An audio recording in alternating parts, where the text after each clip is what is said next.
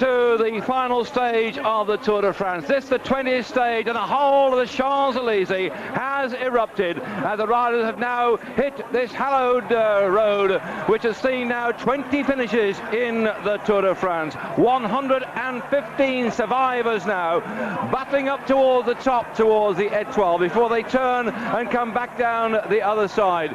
They came through the finish line for the first passage of the 8 laps. The Benesto team were ceremonially on the front. There was an enormous roar from the Spaniards lining the route today. They're out in profusion. They've come over the borders in great numbers to see the man in the yellow jersey ride in to the 5th victory. It's a carnival atmosphere here on the Champs-Élysées. The sun is shining yet again, and the temperature's around 25 degrees. The Spaniards in the crowd opposite are waving their flags and absolutely singing, because today Miguel Indurain is going to be the first man ever since 1903 to win the Tour de France 5 times in succession. Anquetil, Merckx, Hino, all notched up 5 wins, but not in succession.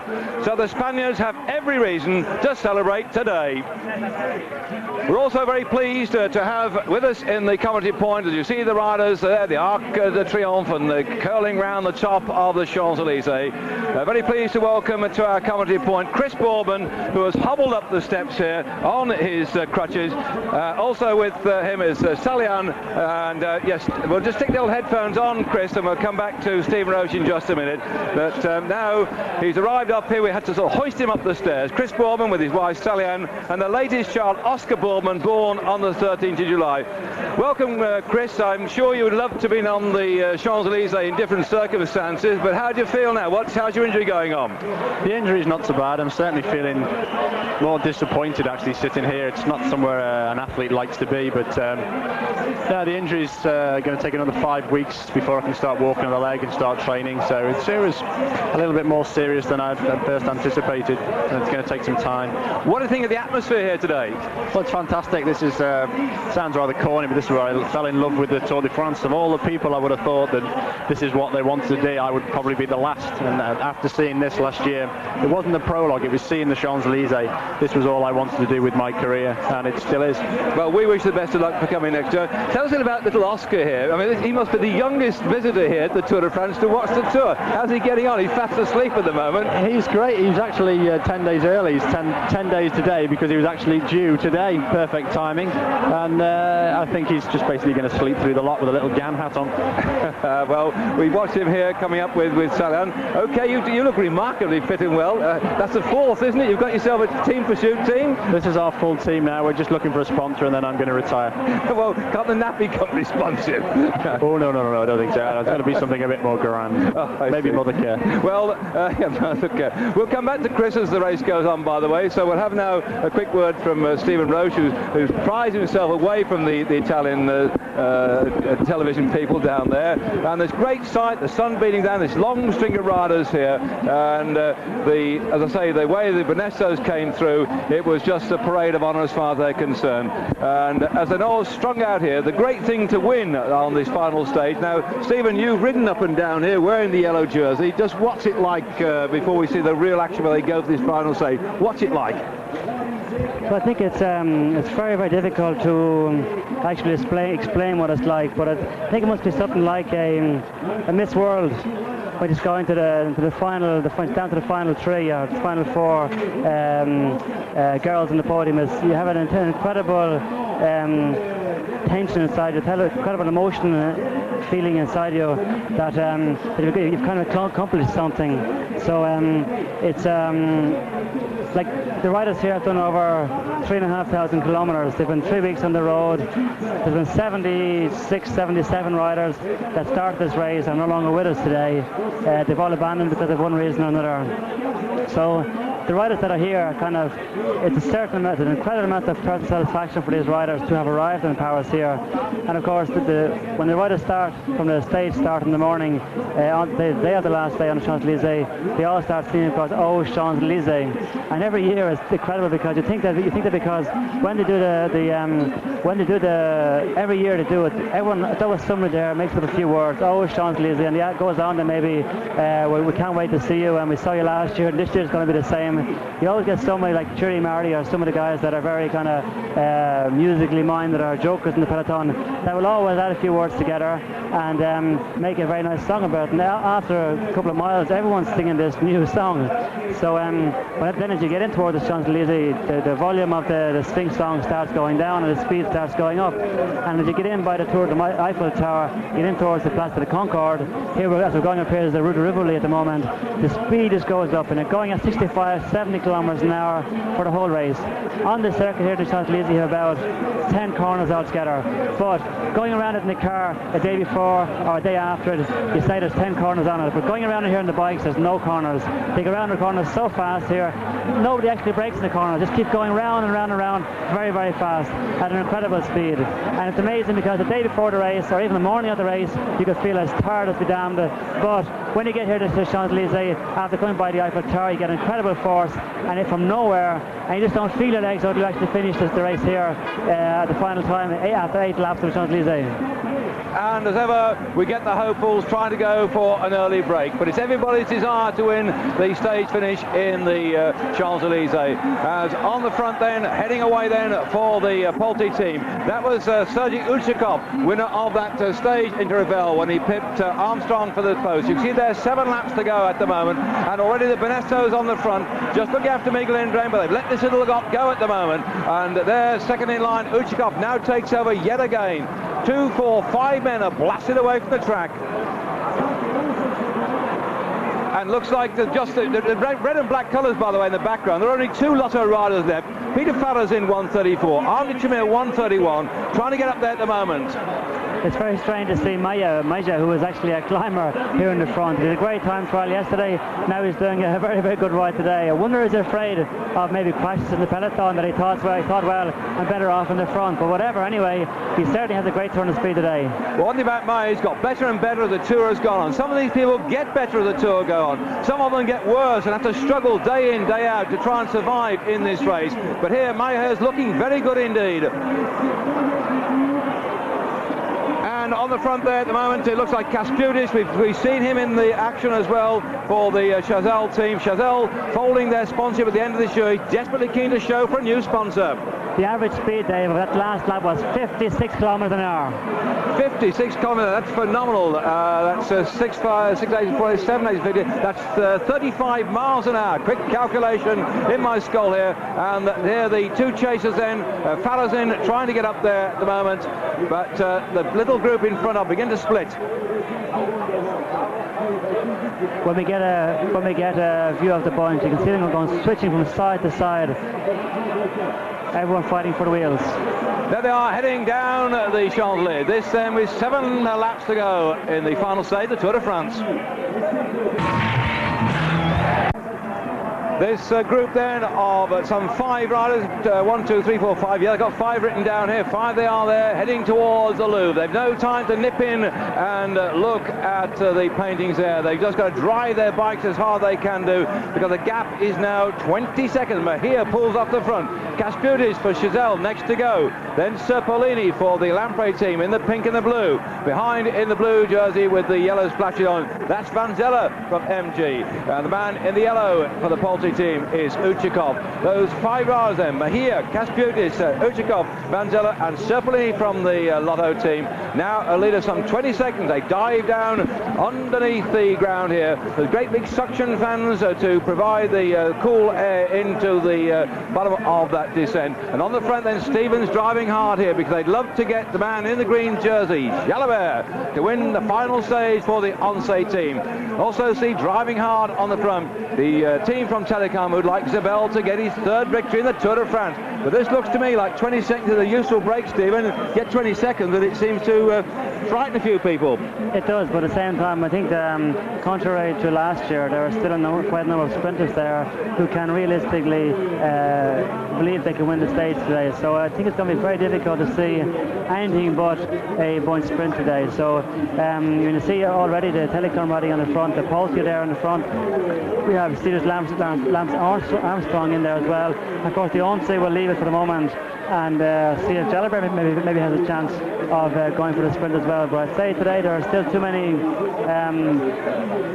really good sprinters left in the bunch today, with some really good teams behind them to get any kind of a breakaway today.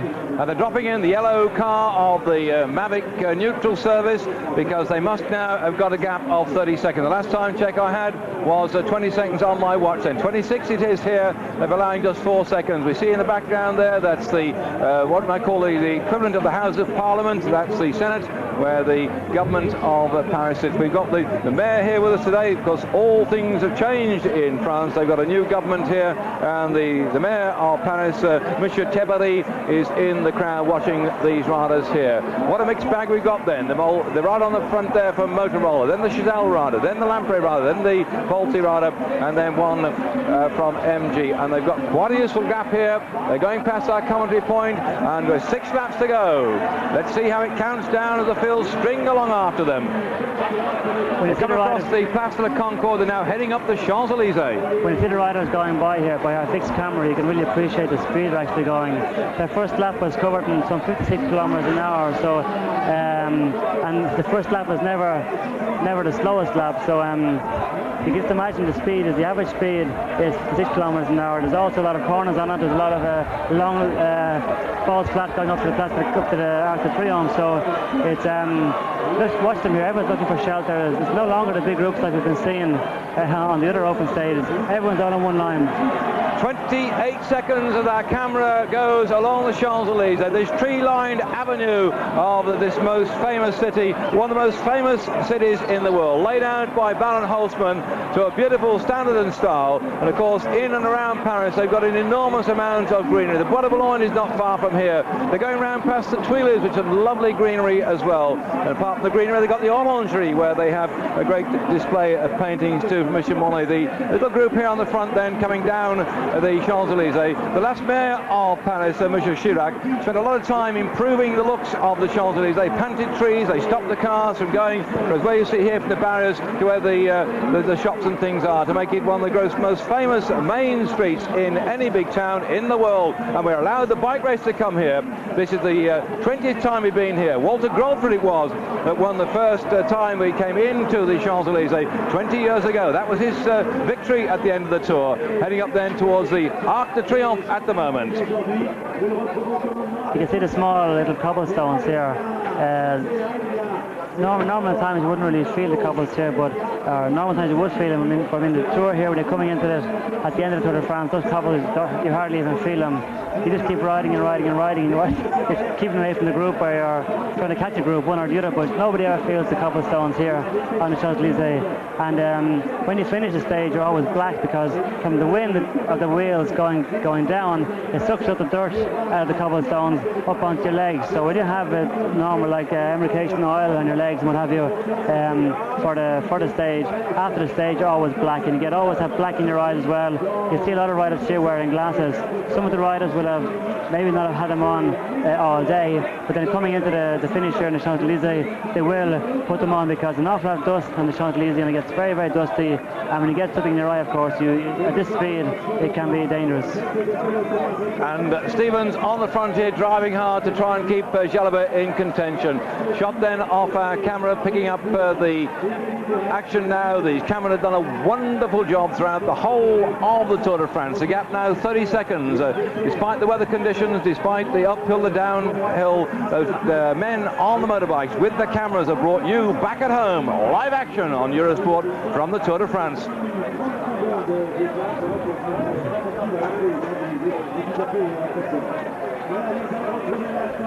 when you see the crowds here on the Champs-Élysées Day, when the people in the France television company say that they have beaten all the records, for all the viewing records ever over the last few years, when you see so many people out here on the streets, it makes you wonder, like, who's left at home?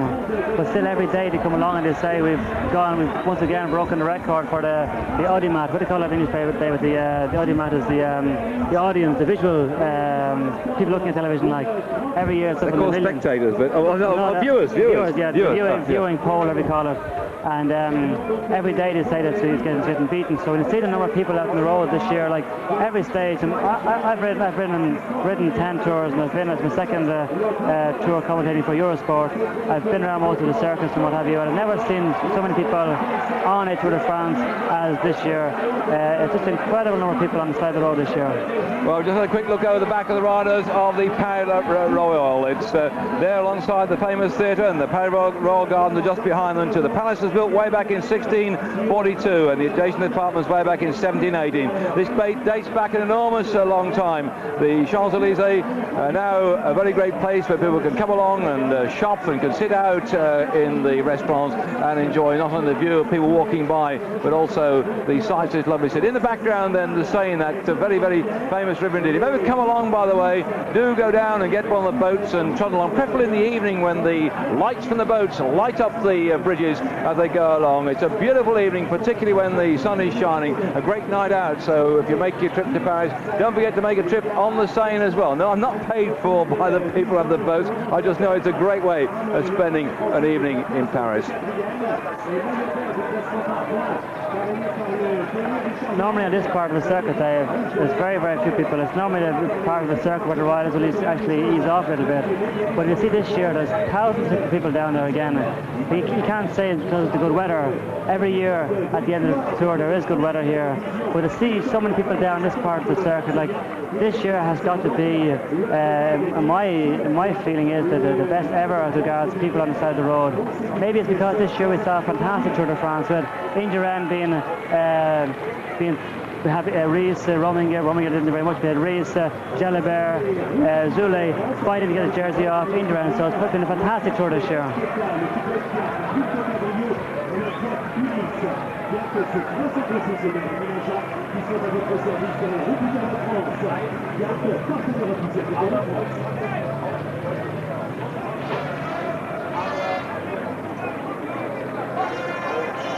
And they come up out of the gloom from that little bridge that takes people, if you look left from here, to the Louvre. Just in fact to the right hand side, the riders will have seen the golden figure of Joan of Arc. We go past the Tuileries Garden, and just in fact down there, Stephen, that little road, that's where Cardinal Carl's bar is. They're going for a drink after it's all finished, you know. Drop a Guinness. I've already had one pint, it was rather delightful. That was about lunchtime, 4 hours ago, so I'm getting thirsty right now as Rominger is on the front. Eros Polly driving away as well into Place La Concorde, and then swinging round in towards the finishing straight. They'll see this time as they go through the sign saying there are some 5 laps to go, 3.5 kilometres per circuit on this very famous finishing lap of the Tour de France. We used to finish in the Parc des Princes for many years. The Tour de France regularly finished on the Parc des Princes, but when it got to pull down the old cement track, they then moved into the centre of the town here, and the crowd can absolutely roar them on because there's no need to go and pay to go into the Parc des Princes track now. You can actually watch them live and without spending any money at all. But of course they're going to spend a lot of money on the souvenirs which are being sold by the kiosks all up and down the Champs-Élysées, doing a roaring trade. See in the background those yellow and blue lorries, those big ones, they're the lorries that carried the barriers, carried all the equipment uphill and down dale for the past 3,500 kilometres. And before this lot came out onto the road, we saw the publicity cavalcade going round, and I noticed many of the drivers, those lorries, who don't see the race at all, had got their families down with them. And one lorry I saw, the little daughter, one of the drivers, was sitting there waving to the crowd. Another lorry driver had brought his mother and father with him as well. And a real cavalcade atmosphere they went through. Carnival atmosphere for all concerned. But the speed is intense. They're whizzing by here like nobody's business. The gap then some 28 seconds. I just saw Miguel Indurain going past. He's looking comfortable, but at the same time he hasn't got all smiles all over his face yet. He's I think they're going very, very fast today. I don't know whether it's normal compared to before, but in previous years, but they're going exceptionally fast. Well, the gap then some 30 seconds, and Stephen, I know you like how with Chris while he's sitting here. It's settled down now. I'm going to transfer the headphones. You're in charge, Sunshine.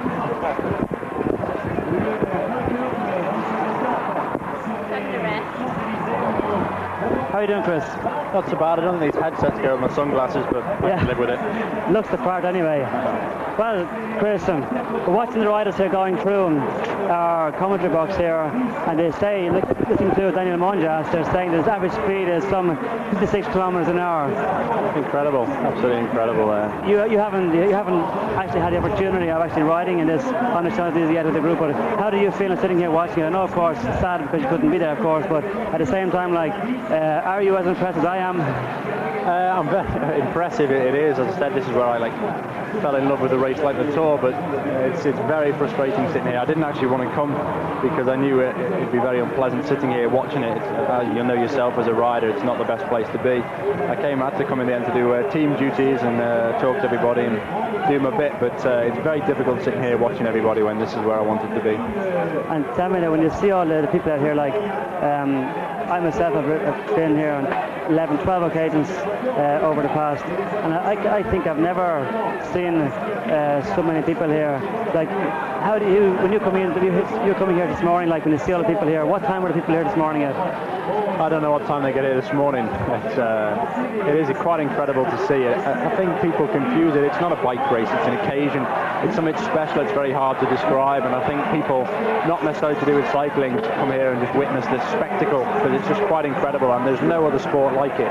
Where else would you get so many people? And this is free entertainment. Well, that's a great look at it, all right. What's your program for the rest of the year now, anyway? Well, the rest of the year, it's actually it's going to take a lot longer than I thought. It looks like I'm going to be out to the World Championships, and I'm going to be riding in October, basically to prepare for next year. So I'm not going to be riding for results. It's going to be for training now. So certainly very, very good for motivation, but it's very, very difficult at this moment. How did you live the deception of roaming here, as you see here on the screen here, and Parisian? Was it something you thought could happen, or did you think they were going to do a lot better? No, not at all. I think Parisian's got a lot to learn. Probably a hell of a lot less than me, but he's somebody who's come from a completely different background, has been thrown in with the scale of the thing. Everyone telling him how fantastic he is, the money and everything, and it's such a big difference for him. I think it's a lot for him to come to terms with, but I think he's going to be one of the biggest riders of the future still, for sure. Tony Rominger, always fantastic. No, it wasn't the result I was expecting, but that's the Tour de France. There's always so many surprises. We've just heard now that the last lap, the third lap of the Champs-Élysées was covered in an average speed of 55.54 kilometers an hour. So the breakaway group now is some 20 seconds ahead of the main peloton, with Miguel Indurain, of course, in there on the back. So everyone's still chasing behind the breakaway group, with the take-home team doing most of the work.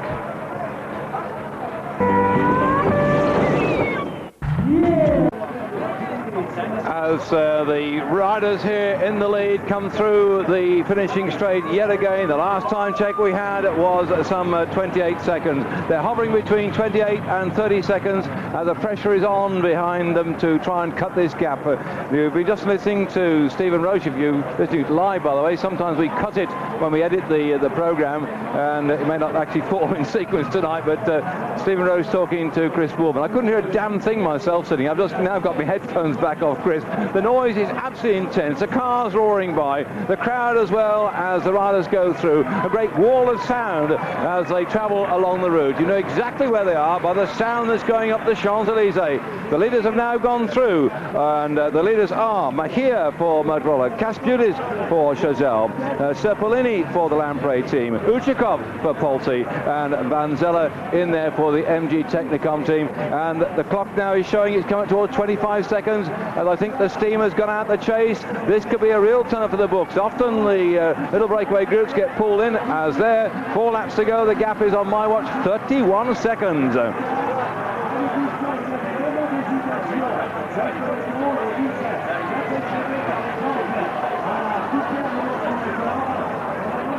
Mahia on the front, then Serpellini.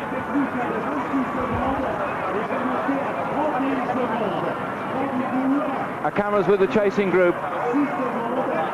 And whilst this is going on, can I thank all you good people back in Great Britain that have written to us, and in fact across the world, to Stephen Roche and myself, David Duffield, with a lot of letters we've got. Just keep them coming in. We'll try and do what we can to answer your questions and queries. We'll try and also improve our output. I know that sometimes we speak too quickly and sometimes you can't quite hear what Stephen is saying, but we do the best we can in rather difficult circumstances. We want to get on doing it better and better and better, because we know the audience figures for Eurosport are growing and growing and growing, not only in Great Britain but all across the whole of Europe. And I've got that lovely postcard in front of me at the moment that came to us from Finland. And when I look at the snow there, we've been through some very, very hot days. People were fainting in the hot conditions at the finish at Po. And there I got this nice card here from Lappi in Lapland with the reindeer and the snow, which remind me of Christmas, and that was Marco Gerson that sent that one all the way down from Finland. And before we even started, a picture of the Forth Road Bridge all the way up from Scotland, from the Selly family at Dunfermline, who are great Jalabert fans. I'm sure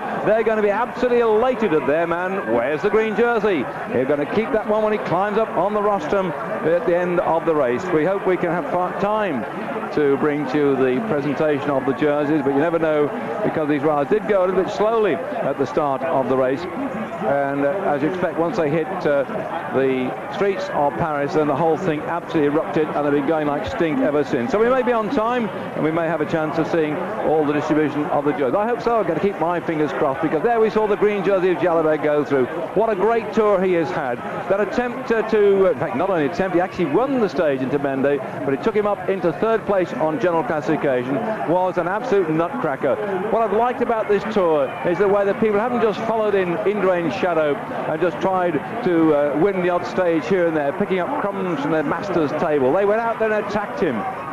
He had to respond and attack them back again, because that's been the race we've had all the way through. It's been a hard-fought race, a race full of high drama and tragedy as well, but a race which, with these 115 survivors, has actually had more riders drop out than we've ever had before. It's going on to be one of the fastest races we've had too. I'm going to have to check if it is not the fastest. We won't know until the end of this stage today, but as at this morning, when we started out, they had averaged for the 2,718 miles, that's 3,418 kilometres, they will have averaged 24.415 miles an hour, an average speed of 39.064 kilometres per hour, and they're thundering round here at well over 30 miles an hour. Yesterday's time trial over the undulating and twisting course in the damp conditions of the Lac de Vassivière, the distance they covered there, just on 29 miles, the winning time by Miguel Indurain, in fact, was an average speed of 30.285 miles per hour. You imagine that, doing the 29 miles at a fraction over 30 miles per hour under very difficult conditions. It was wet, it was miserable, it was up and down, it was twisting and turning, and he won the time trial yesterday. If you haven't caught up with your Sunday paper, there's Polly is on the front here driving this one along. Bjorn Rees was second, 48 seconds in arrears. Tony Rominger was third yesterday, 1 minute and 5 seconds back. Gotti was fourth, 1:41. Fernando Escartin was fifth at 1:46. Zuller sixth at 1:49. Jalabert seventh, Mauri eighth, Bronk ninth, and Machia was in 10th spot. That was the position yesterday. The last man overall was 115th. That was Stephen Hodge at 12 minutes and 20 seconds, and he joined us in the commentary point to put you in the picture about what happened yesterday. So from Stephen Hodge last yesterday to Indurain, who was first yesterday, everybody yesterday going round that final time trial, I'm sure we're absolutely certain that when they get to Paris today, it's going to be a great tour to look back on.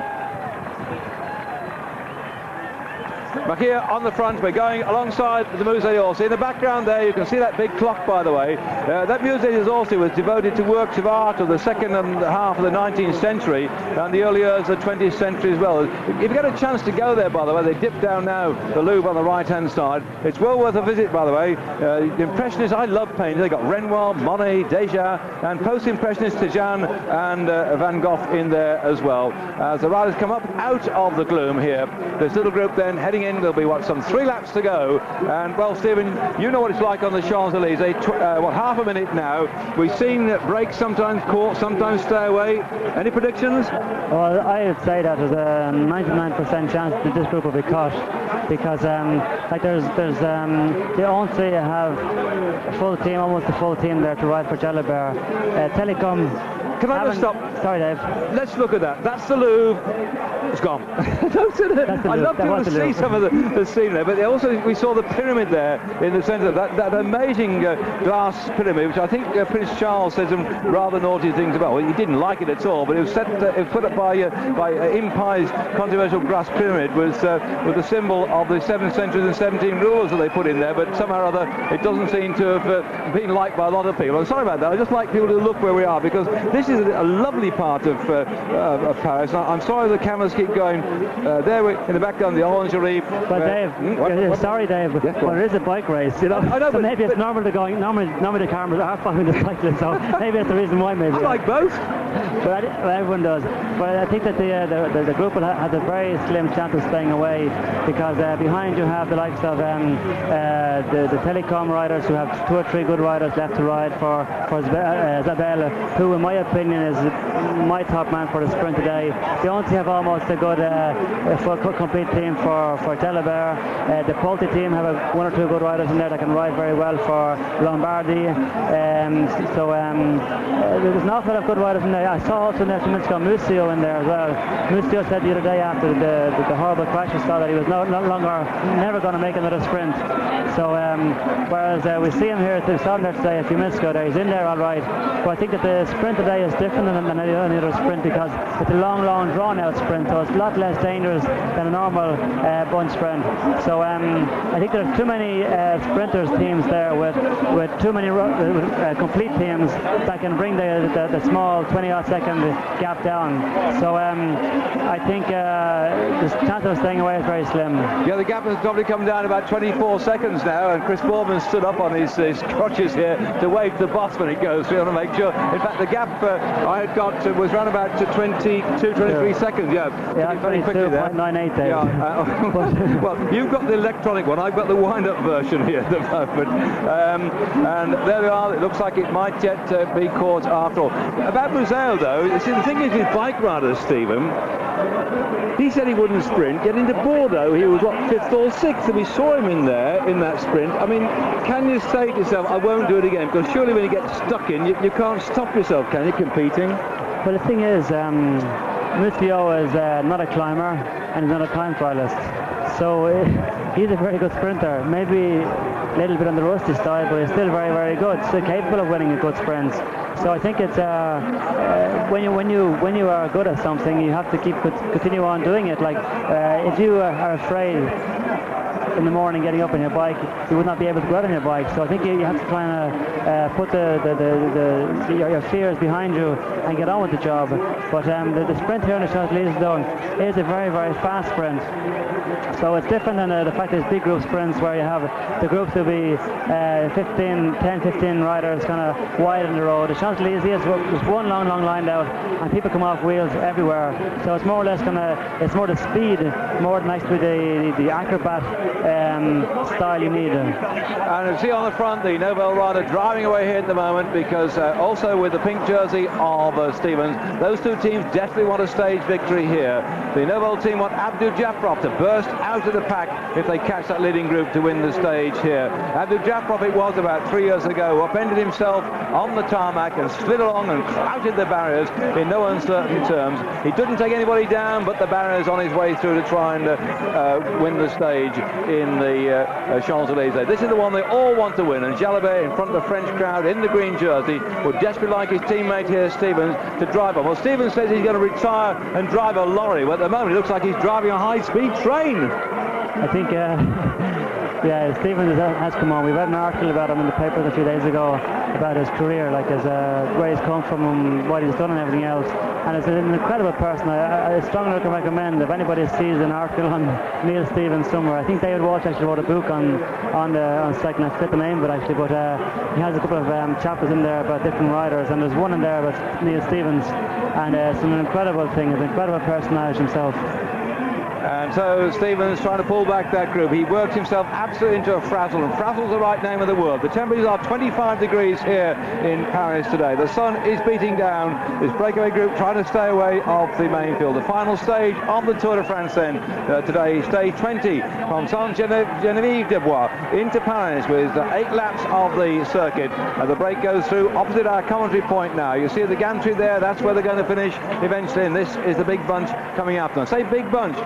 Just 115 riders starting today after the 189 that started. So we've had a massive dropout of some 74 riders. The answers are now going on front, and the time check now is 21 seconds. Jalabert must be feeling very sure of himself, and of course winning the green jersey in the Tour de France is one thing, but winning the last stage of the Tour de France with the green jersey in their back, I'm sure it must be nearly as good as winning the yellow jersey in itself.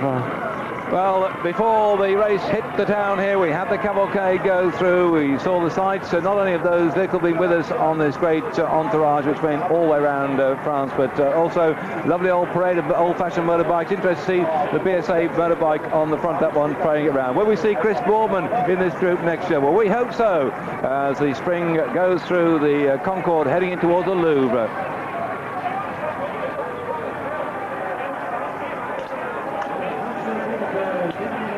Alongside Seine, running absolutely parallel.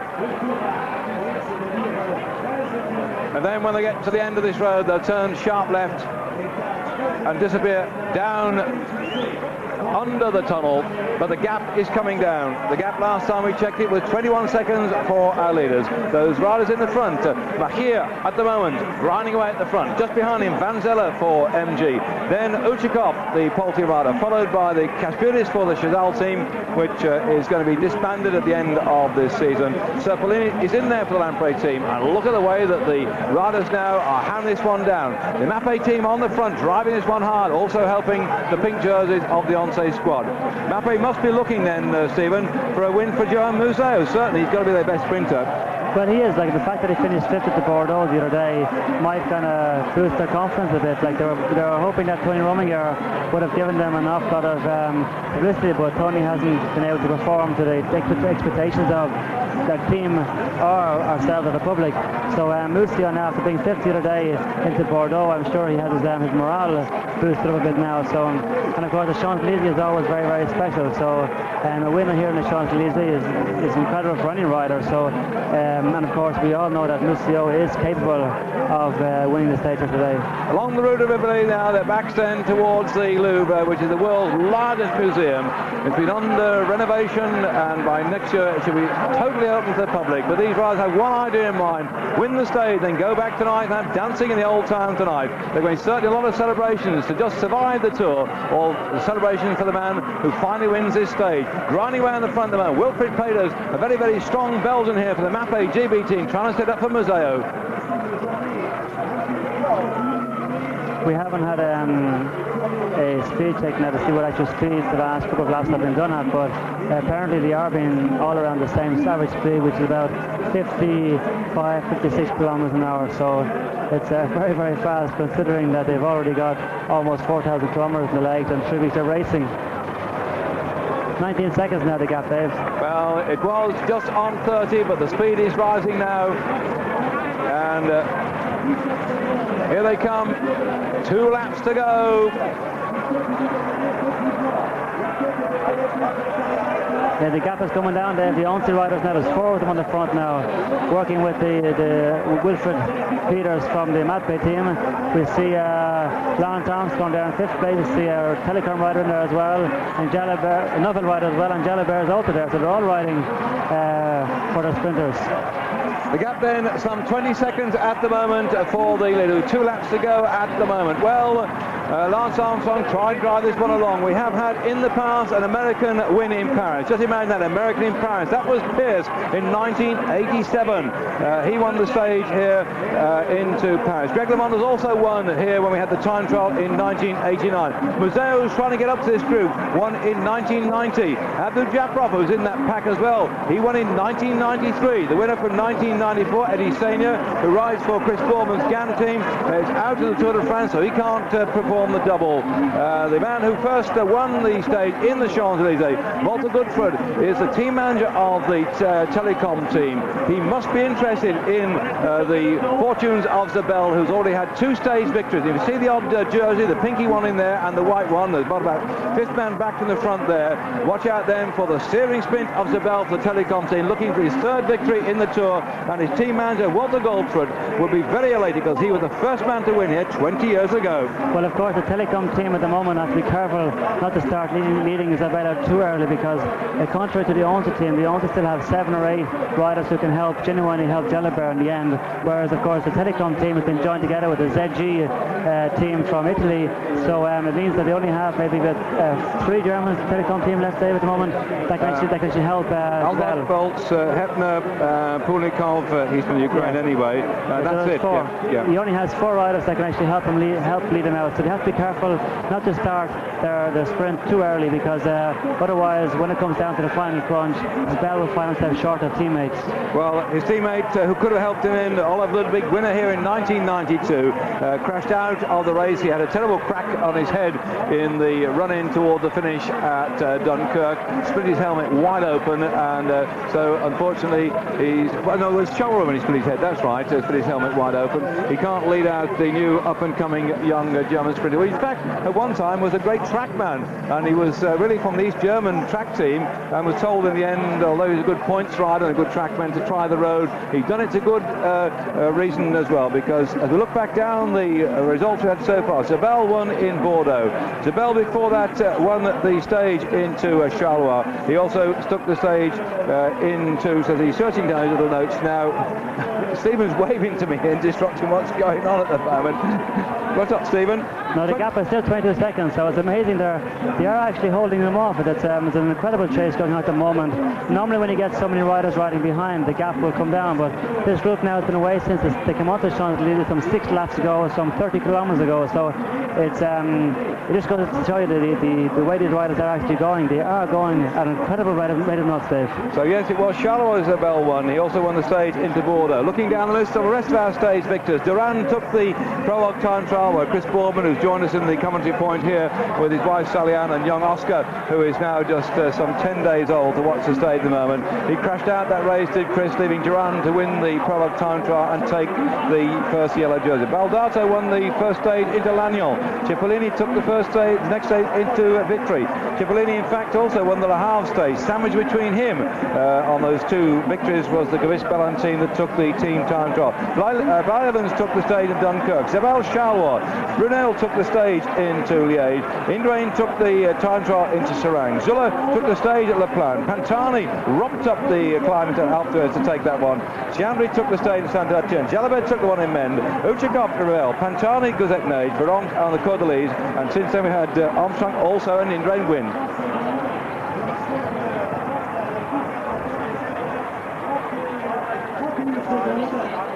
The 26 seconds is the gap according to our clock here. So we've had a multifarious number of bike riders win the stages so far. Who's going to get this final stage into Paris? 155 kilometres, but in reality they've only raced the last of the 55 kilometres. There is the Seine in the background. These riders, I'm sure, would love to go for a bit of a quick dip, but right now they've got one thing to do: finish this race. We're coming up towards the Bell Lap. What happens now, though, you have the group in front. They will start looking at each other. Like they've been riding along for 23 seconds the gap now. It's actually gone up 1 second the last lap. But the group here now, they will start looking at each other to see, well, who's going to win, who wants to win, and who can win. So everybody will start hedging a little bit now. That, of course, will help the group behind, because the group behind, they're their teammates, their team lead-out men that are actually riding on the front at the moment. So they're not going to ease up at all until they get until their team sprinter comes past them with 300 or 400 meters to go. So the advantage now is to the group behind, because coming into the last lap now, these riders here in the front are going to start looking at each other. And the phalanx of photographers has now gathered along the finish line. I can see the bald head of Graham Watson here, by the way. He's not got his crash on at the moment. He's getting a nice suntan there. He's not totally bald, but he's sort of parked his hair with a chamois leather, doesn't he? He's standing here with the rest of them, a whole load of... And one man's got a camera here. It's about 10 foot down the road, the size of that telephoto lens. If he's not careful, he'll poke someone in the eye with it. That'll go to cause a lot of harm and trouble. Here we go then, and the cameras we normally see out on the motorcycles are not riding round in the Tour de France, as the big Ferris wheel turns and turns and turns, and we turn into the final lap of the Tour de France. This little breakaway group at the front then, they went away just soon after we got onto the second of the laps. The Benesto team ceremonially led through on the first time they went through the finishing line, to the massed applause of the Spaniards. You see the red and yellow flags in the background. The Spaniards are out in force. In the background there is the white arch, which shows they'll have 1 kilometre to go when they go into that one. But the final lap is 3.5 kilometres. Can this group stay away? They can maintain their gap now, 22, 23 seconds, like since the break went away some 5 laps ago. So it's very strange for the group now, even though there are 2 or 3 teams combining together. It's very strange that they haven't got them back yet. But at the same time, it's going to be very, very close now as they're starting into the last lap. There will be, I think, an incredible acceleration now from the Peloton. And as you see them coming in here now, the photos, Dave. Watches on as Kaspudis drives hard on the front to keep that break going, and they've got 1 lap to go. The bell is ringing in there. The bells. No, it's not the bells of the Hunchback of Notre Dame. So I did see Franco Bona, when they're having a joking session early on the race, had stuffed a balloon up his back. He looked like the Hunchback of Notre Dame, but right now the only bell they know is the one that says 1 lap to go in the Tour de France. Yeah, the gap has come down. They'll make for 18 seconds, I make it. So the gap has come down. We saw Mick Williams around there moving up a small bit, but still he's staying around the back of the bunch with 3 or 4 teammates around him in case anything happens. And Irish Polly has a go. Well, if he can get across that group, then he doesn't have much of a sprint, but he wants to show this man who won that stage the last year over the top of the Ventoux. He's a 100-kilometre team time trial champion when he rode with the rest of the Italian team as an amateur. He's just showing now his enormous power, his great long legs pumping away, and the rest are hammering after him to try and pull back that breakaway group of 5 men. Machia, Kaspudis, Serpolini, Uchikov and Vanzella, and there in the green jersey, still protected by the pink jersey of Once, is Jalabert with Museo on his wheel.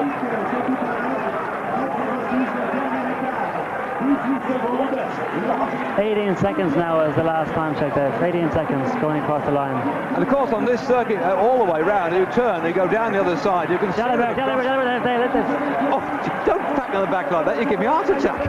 Oh, you have to give me a kiss of life there. The French television commentator was saying Jalabert's attacking, so I fell for it. I always get excited. I fell for it. I know you and I get excited sometimes, which I'm apologise. I know one man's written in and said that there are certain things we should do, and I will try and improve my diction. I think his name's James Carney. If I've got it right, James, thanks for writing in, by the way.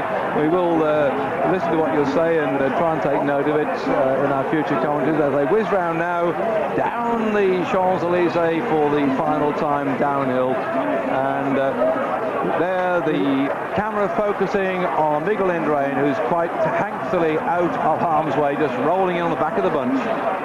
Yeah, there's only 1 lap to go now, so they have to bring down Laurent Brochard's having to go to get across the gap on his own. Well, Brochard, not a sprinter, but certainly would like to show here. The Pristina team have on their Peugeot bicycles here have got one great success, of course, because Laurent wears the polka dot jersey as the overall leader in the Kingdom Managed competition. We've had 4 fourth category climbs today, but it just didn't matter. The bunch rolled over them, and the respective winners were virtually allowed to just drift across the top. Now, Brochard driving away here, but he's all on his own. This, of course, is the fastest part of the circuit. They're actually going in a false flat, descending down to the Place de Concorde. So it's a very, very fast part of the circuit. You see the bunch here behind us, gapping all over the place, chasing after Brochard, who's chasing after our 4 leaders here, our 5 leaders. It's amazing that one man still is allowed to get away like that. It says that the power of the chasers like the Telecom team and the Once team isn't quite enough for Stephen. I don't remember seeing envelopes drift off towards the end like that in the past. Usually, if they've been sort of a big team being concerned, they have to pull them back, and yet one man could still go away like Brochard. Did a great ride, but they do it. Look how fast they're coming onto him there. The thing is, the group is driving along at 60 kilometers an hour. Brochard attacks and goes at 65 kilometers an hour. But on your own, you cannot keep that speed up for very long. So you can see the group now are catching the first guys. It's getting faster and faster as you go along.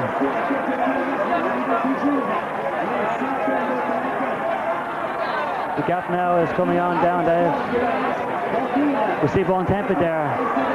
Leading is Andreas Tafi. I make it 13 seconds. Yeah, 13 a bit. So we'll take 14 seconds. It was some 20 seconds. It's now coming down all the way as this mass phalanx of cameramen here. 2, 4, 6, 8, 10, 12, 14, 16, 18, 20. There must be 100 cameramen here at the moment, all waiting to see who's going to win this final stage into Paris then. The riders stringing along now. We've been here 20 times. Godefroot, Mertens, Turo, Meslik, Carstens, Knegemann, Hino, Verschuren, Mertens, Hino, Klaus, Van der Arden, Matthias, Bontempi, Peers, Van Poppel, Le Mans, Konishev, Ludwig, Abdelrahman, Sinov. They've been the 20 winners. Who will be the 21st?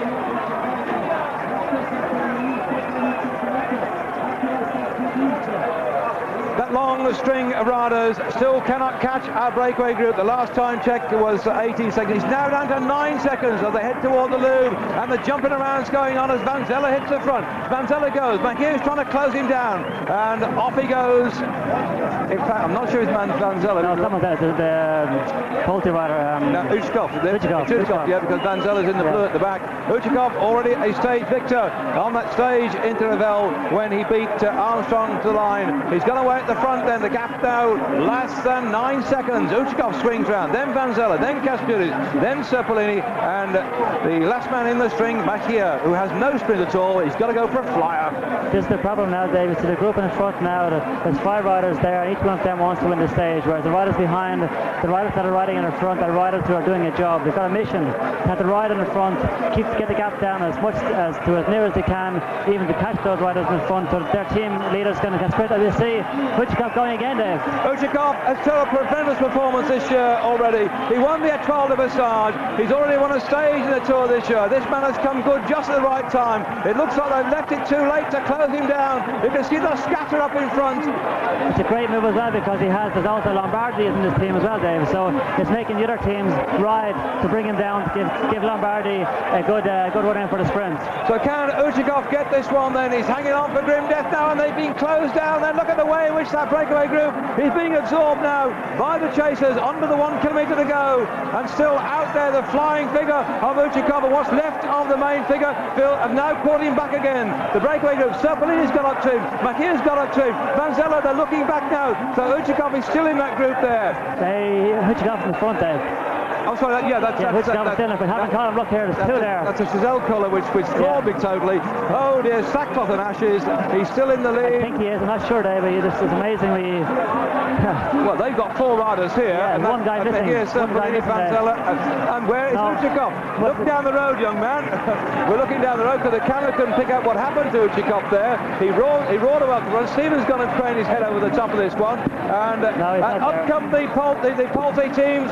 So suddenly he's not there. They swarm past him. It's going to be Lombardi's race. If he can just come past him, we'll have to jump up in the green. Then still the lead out for the sprinter from the Italian Polte team. And they come down here toward the line. Will he go to Lombardi? And in fact, Abdu Jafarov hits the line. Abdu Jafarov takes it on the line. Abdu Jafarov takes it. Abdu got that one. He came from nowhere. The rest were dying on their bike. They just couldn't go fast. Abdu Jafarov zipped through to take the stage. What a well-timed sprint. Who would have believed that one? Oh dear me. Abdu Jafarov, his second ever stage victory in the Tour de France. Well, let's get our breath back as the cameras now focus on this lovely green part of the centre of Paris, of the Palais Royal.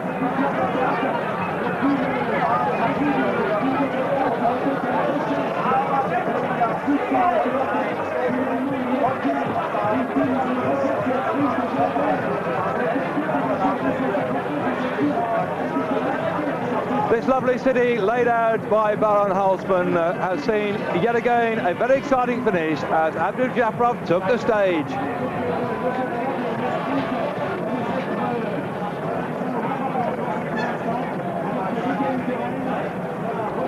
A look over the top as that breakaway group was caught. We didn't quite see what happened to Uchikov for the Polte team. Certainly his rest of his team came up to put Lombardi in with a shout for the sprint. Those are the ones in the yellow. In the green jersey, Jalabert started to go, but Abdu Jafarov had been on his wheel. Abdu Jafarov came off Jalabert's wheel, flipped over to the left-hand side of the Polte rider, put his head down and went for the line. This time a straight sprint for Abdu Jafarov, no swerving to the right as he's done in the past, to take victory on the Champs-Élysées. Great ride, well timed, beautifully executed.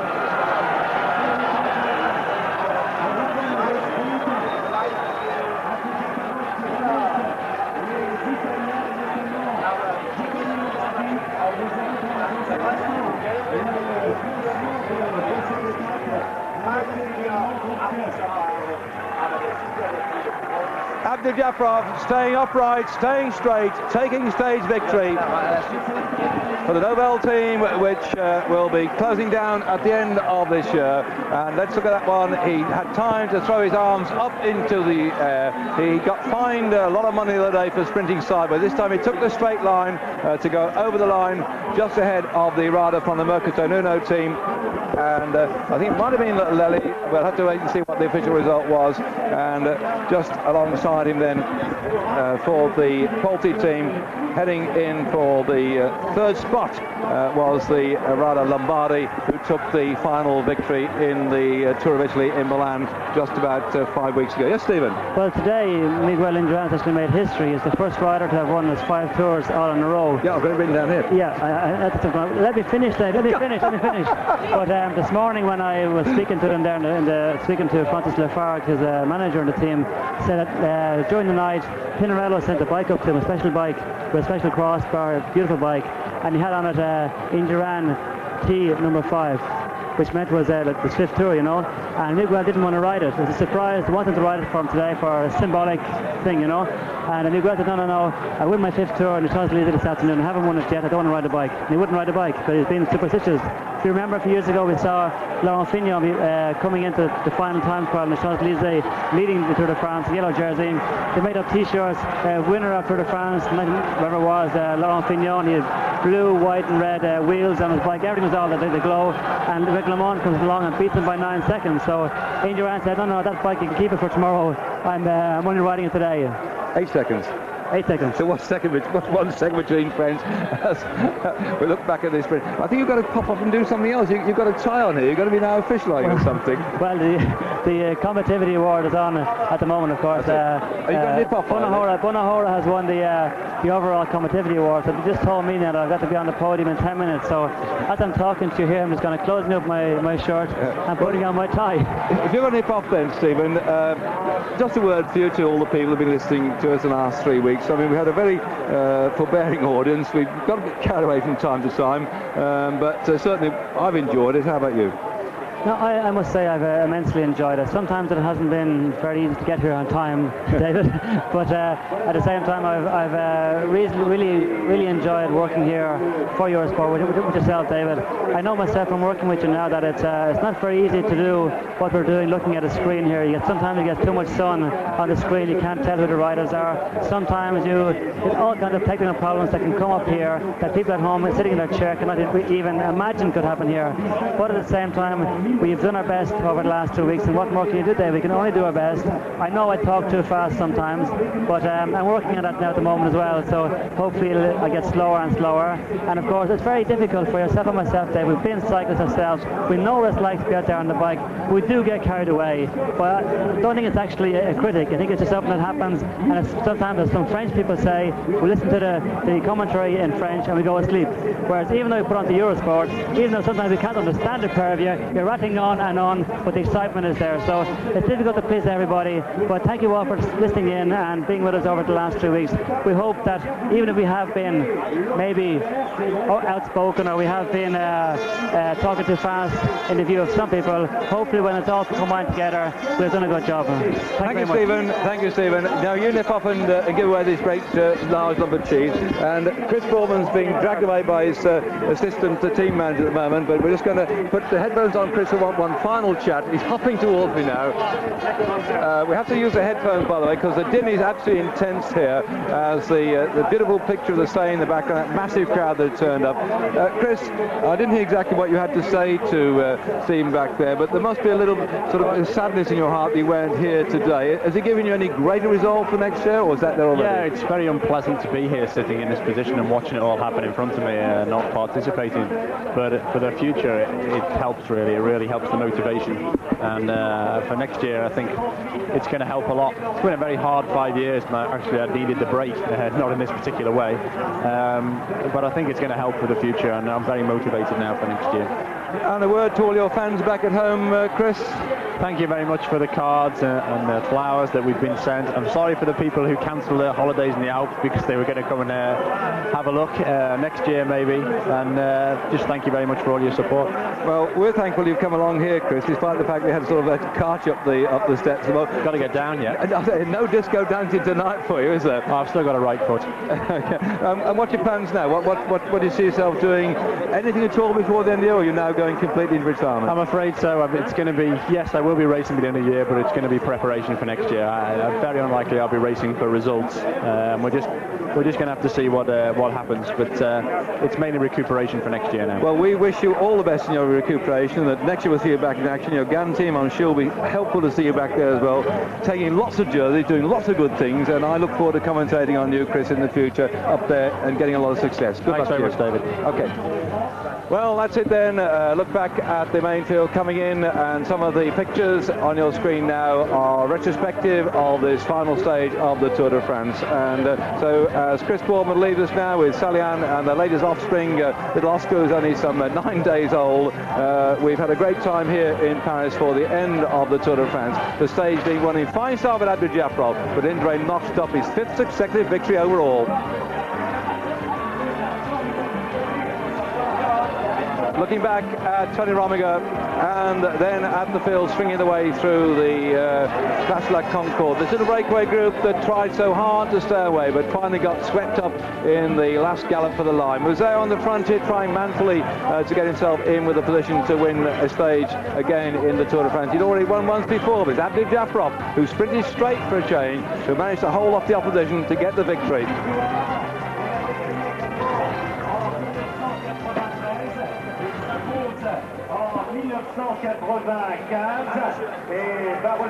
The winner of the final stage in Paris, this beautiful city then with the sun shining in absolute festival mood here. Abdou-Diafra is taking that stage victory. He was victor here way back in 1993, and there he is then with the special trophy. We say earlier on we've got the Mayor of Paris here at the moment, Monsieur Thibaudy, to watch this man take the final stage of the race. Abdou-Diafra was disappointed. He tried to get the green jersey, but didn't quite get enough points. He finished second overall in the green jersey competition, which later on I hope we'll see on the television Jalabert collecting. Abdou-Diafra 236 points to Jalabert 309, but he did win the final stage. Abdou-Diafra, winner in Paris.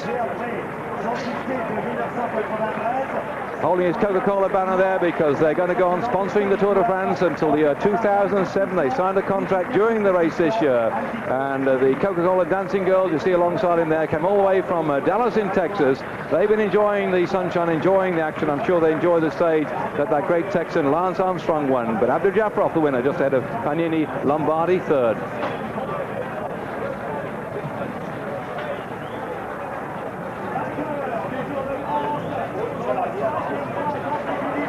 Now moving on to the ceremony when the jersey winners come on to the rostrum. We've had the noise of the Spanish contingent deafening our eardrums. It's been difficult to talk, let alone think, on the finish line. As they beat their drums, they sung their songs, and they applaud this man in the yellow jersey. Miguel Indurain putting on that yellow jersey now. He took the jersey off Brunel on stage 8, Puy de Sarang, the 54-kilometre time trial, and he kept it on his back ever since. Indurain, a record 5 victories in the Tour de France. The question is, will he go for the 6th next year? And I think the answer to that one is yes. The thing is, will he get it? Because he's been under enormous pressure this year. There have been so many riders trying to take that yellow dot, but they did not succeed. Indurain again, 5 times on the trot. This man creates a new record.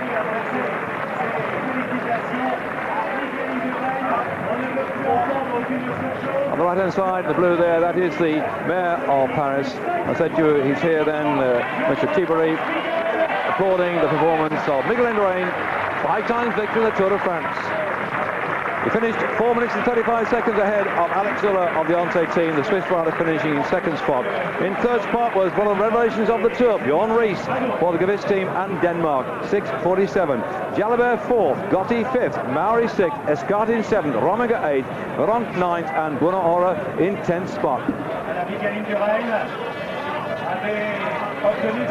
Yet another line to add to the massive zoo. I'd like to find out one day what he does with them. And let's then look at that man coming in to the various stages throughout the Tour de France, when he drove himself hard to take his fifth jersey.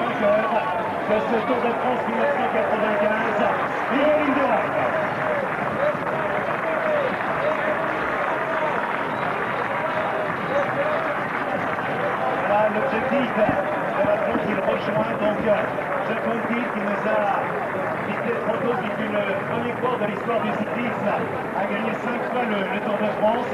Il y a ensuite Eddy Merckx, Bernard Hinault et maintenant Miguel Indurain les rejoint avec 5 victoires acquises de manière consécutive.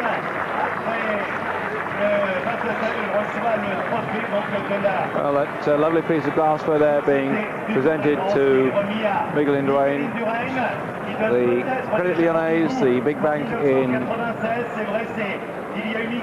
Paris and France, sponsoring this particular section of the race. And you see him looking back here at Zülle on one of the earliest stages. He was hounded hard by Zülle. He was hounded hard by Ries. It was in the time trials that really stamped his authority yet again. This is a picture of him in the time trial at Lac de Vessivière yesterday when he won convincingly. Sur le Tour de France et notamment sur l'arrivée aux Champs-Élysées. In the background, the beautiful golden tower close to the military camp here in the centre of Paris. As Laurent Jalabert comes forward and a chance for the French Tour. All over the Tour we've seen banners for Yaga everywhere. And that stage victory that he took into Mendy when he moved up into third place showed that Jalabert is not just prepared to be a sprinter, he was prepared to ride off the front. He went in with a break that lasted most of the day and finally rode away from them to climb that 5-kilometre climb out of Mendy to finish at the airport. Somebody said to me, what is your most impressive memory of the Tour? And I'd say it was the day that Jalabert rode away with the breakaway group, then left them at Mendy and came up onto the airfield and came along the great straight runway with the shimmering heat beating down, because this man is not just a sprinter, he's a great all-round roadman. At the beginning part of the show he won the Pyrenees and now he's got the green jersey as the points victor in the Tour de France. Laurent Jalabert, il a flirté avec le podium, il est finalement quatrième, il a même flirté avec la victoire d'étape sur les Champs-Élysées, il s'en est fallu de peu pour qu'il s'impose. The section of this race then sponsored by PMU, which are the equivalent of the tote, where you want to go and put a few bob on the horses, then you go to the PMU. They sponsor the section of the race for the points jersey, the man who finishes over the line each day, they record the positions as they cross the line. The Tour is, of course, won by the yellow jersey who does it in the least possible time. This man is the one who recorded the most possible points in the sprint to the line and in the individual sprints along the way. Jalabert, points winner.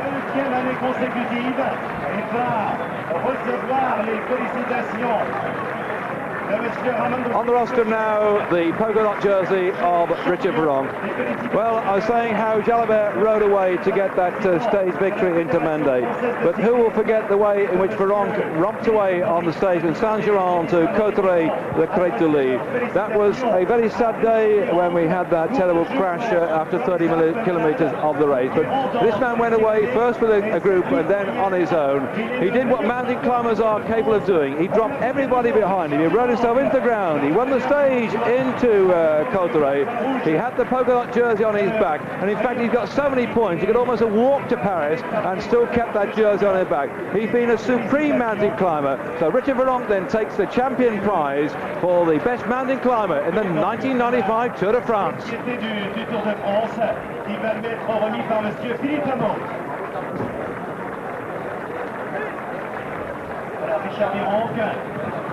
Blanc, winner in the mountain classification in 1994. I wonder if he'll come back next year and make it 3 on the trot.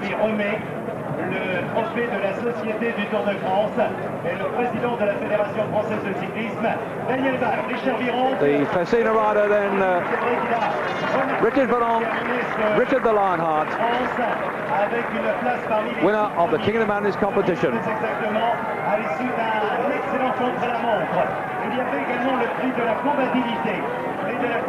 There's going to be enormous celebrations in France because not only got 2 Frenchmen in the polka dot jersey, but of course he rides for the Peugeot team here. But this man from the Calme squad, well, they have done a tremendous ride this year, the Calme team. He's got here, this is the Coeur de Lion. He is the most competitive rider on the left-hand side in the, just shaking hands now, or shaking. That is Stephen Roche, my co-commentator, who I must say has brought another dimension to the Tour de France again this year. And Bunahora has run out victor of the Combativity Award.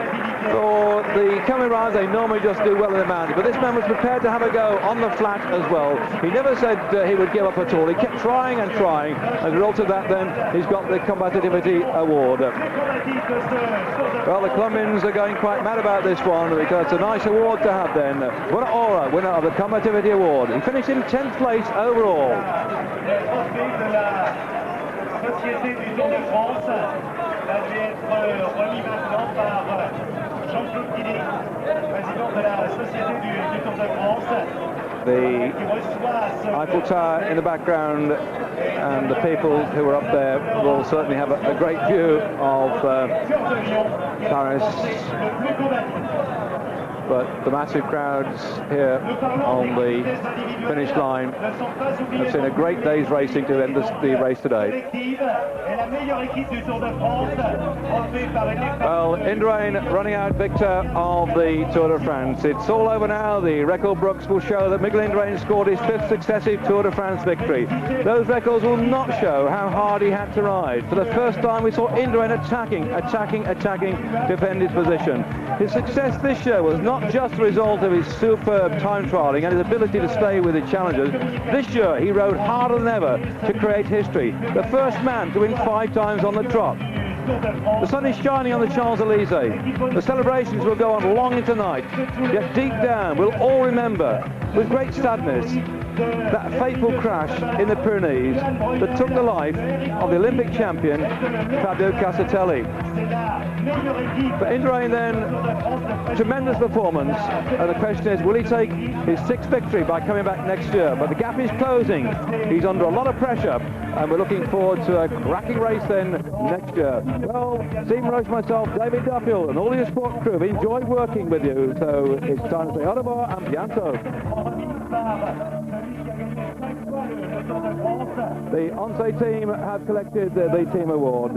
It's been a great time on the tour this year, and so once more it's au revoir and bientôt. We've got more classic racing coming up in the World Cup Series. We'll see you then at the next event in 10 days' time. Bye-bye.